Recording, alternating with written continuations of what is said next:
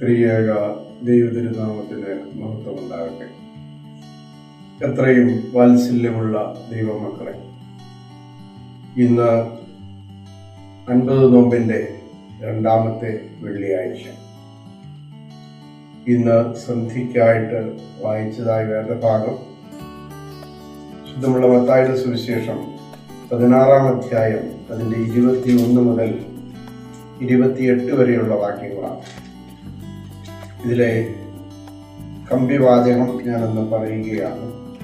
മനുഷ്യപുത്രൻ തൻ്റെ രാജ്യത്തിൽ വരുന്നത് വരെ മരണം ആസ്വദിക്കാത്തവർ ഈ നിൽക്കുന്നവരിൽ ചിലരുണ്ട് എന്ന് ഞാൻ നിങ്ങളോട് പറയുന്നു. ദൈവരാജ്യത്തിൻ്റെ പരസ്യമായ ആഗമനം അതുണ്ടാകും എന്ന് കർത്താവ് പറയുകയാണ്.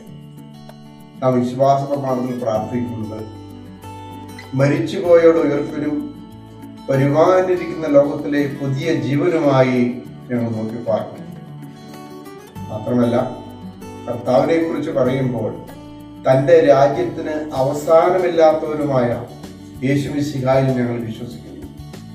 അവസാനമില്ലാത്ത ഒരു രാജ്യവുമായി കർത്താവ് പ്രത്യക്ഷനാകും. പരസ്യമായി ദൈവരാജ്യം വെളിപ്പെടും. അതുവരെ മരണം ആസ്വദിക്കാത്തവർ ഈ നിൽക്കുന്നവരിൽ ചിലരുണ്ട് എന്ന് കർത്താവ് പറയുകയാണ്. ഇതിനർത്ഥം കർത്താവിൻ്റെ ദാസന്മാർ, കർത്താവിൻ്റെ ശിഷ്യന്മാർ ഒരിക്കലും മരിക്കുന്നില്ല എന്നുള്ളതാണ്. നമ്മൾ നമ്മുടെ പൂർവിക പിതാക്കന്മാരുടെ മധ്യസ്ഥതയിൽ അഭയപ്പെടുന്നത് എന്തിനാണെന്ന് ചോദിച്ചാൽ, അവർ മരിക്കുന്നില്ല എന്നുള്ളത് കൊണ്ടാണ്, അവർ ജീവനോടെ ഇരിക്കുന്നു എന്നുള്ളത് കൊണ്ടാണ്. അവരുടെ പ്രാർത്ഥന ജീവിച്ചിരിക്കുന്നവരോട് ആവശ്യപ്പെടുന്നത് പോലെ തന്നെ വാങ്ങിപ്പോയ വിശ്വാസികളോട് നാം ആവശ്യപ്പെടുന്നത് അവർ മരിച്ചിട്ടില്ല എന്നുള്ള വിശ്വാസത്തിലാണ്. അതാണ് കർത്താവ് പറഞ്ഞിരിക്കുന്നത്. അവർ ഒരിക്കലും മരിക്കുകയില്ല. എന്നിൽ വിശ്വസിക്കുന്നവൻ മരിച്ചാലും ജീവിക്കും, ജീവിച്ചിരുന്നെന്നിൽ വിശ്വസിക്കുന്നവൻ ഒരു നാളും മരിക്കുകയില്ല. ഒരു നാളും മരിക്കാത്ത അവസ്ഥയിലേക്കാണ് ദൈവം തൻ്റെ വീണ്ടെടുപ്പ് സംജാതമാക്കിയിരിക്കുന്നത് എന്ന് തിരിച്ചറിയാൻ നമുക്ക് സാധിക്കുമ്പോഴാണ് പരിശുദ്ധ പിതാക്കന്മാരുമായിട്ടുള്ള സംസർഗം നമുക്ക് എപ്പോഴും ലഭിക്കുന്നത്. സാക്ഷികളുടെ വലിയ സമൂഹം നമ്മുടെ ചുറ്റും നിൽക്കുന്നതായി നാം കാണുന്നത് അപ്പോഴാണ്. ഇവിടെ കർത്താവ് പറയുകയാണ്, ഞാൻ കഷ്ടമനുഭവിക്കും, ഞാൻ പീഡ ഏൽക്കും, അതിനുശേഷം ഉയർത്തെഴുന്നേൽക്കും. ദൈവരാജ്യ മഹത്വത്തിന് വേണ്ടി ഇതെല്ലാം സംഭവിക്കുമെന്ന് പറയുമ്പോൾ പത്രോസ് ശ്ലീഹ അതിനെ തടയുകയാണ്. തൻ്റെ മനുഷ്യാവതാര രഹസ്യങ്ങളെ തടയുവാൻ ശ്രമിക്കുന്നത് പിശാചാണെന്ന് തിരിച്ചറിഞ്ഞ്, പിശാചെ നീ എൻ്റെ പിന്നിൽ പോകുക എന്ന് പറയുന്നത് പത്രോസിൽ ഉള്ളതായ ആ പ്രലോഭനത്തെ പൈശാചികനായിട്ട് കാണുന്നത് നമുക്ക് കാണുവാനായിട്ട് സാധിക്കും. പലപ്പോഴും അഭിനന്ദനത്തിന്റെ രൂപത്തിൽ അല്ലെങ്കിൽ പ്രശംസയുടെ രൂപത്തിൽ നമ്മുടെ മുമ്പിലേക്ക് കടന്നു വരുന്നത് പലപ്പോഴും കെണികളാകാം. അതുകൊണ്ടാണ് നമ്മൾ പ്രാർത്ഥിക്കുന്നത്, പ്രശംസക്കാരുടെ കെണിയിൽ നിന്ന് എന്നെ വിടുവിക്കണമേ എന്ന്.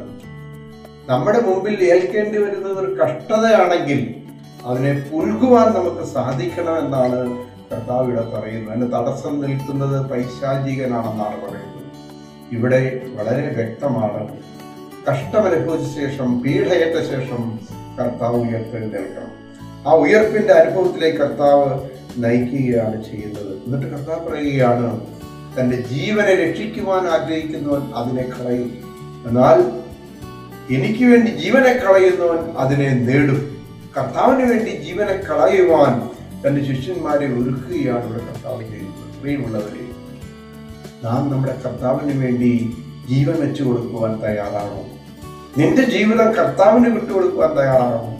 ഏതെല്ലാം കഷ്ടതകളും പ്രയാസങ്ങളും പീഡനങ്ങളും വന്നാലും കർത്താവിന് വേണ്ടി വിട്ടുകൊടുക്കാൻ നീ നിന്ദനങ്ങൾ കടന്നു വന്നാലും കർത്താവിന് വേണ്ടി വിട്ടുകൊടുക്കാൻ നമുക്ക് സാധിക്കണം. അത് മറ്റൊന്നിനും വേണ്ടിയല്ല, ദൈവരാജ്യ പുനഃസ്ഥാപനത്തിന് വേണ്ടിയാണ്. ദൈവം അനുഗ്രഹിക്കട്ടെ.